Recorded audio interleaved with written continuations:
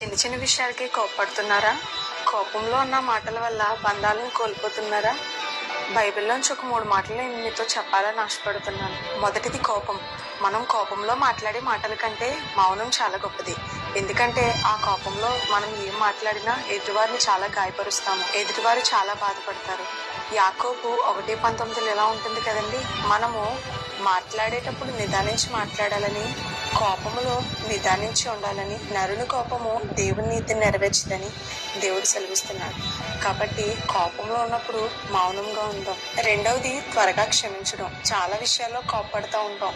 ఆ కోపం విషంలాగా మారకముందే కోపాన్ని తగ్గించుకోవాలి. ఎఫెసీ 4:26లో సూర్యుడు అస్తమించే లోపులోనే మనము కోపాన్ని విడిచిపెట్టాలని, కాబట్టి నరుని కోపము దేవుని నీతిని నెరవేర్చదని, సూర్యుడు అస్తమించే వరకు ఆ కోపం మన నుంచి వెళ్ళిపోవాలని దేవుని వాక్యం సెలవిస్తుంది. మూడవది మృదువైన మాట.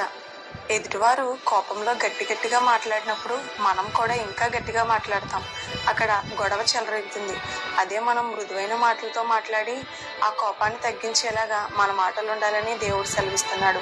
సామెతలు 15:1లో మృదువైన మాటల వల్ల కోపం చల్లారునని దేవుని వాక్యం సెలవిస్తుంది. కాబట్టి ఇప్పటికైనా కోపంతో మీ జీవితాన్ని పాడు చేసుకోకండి.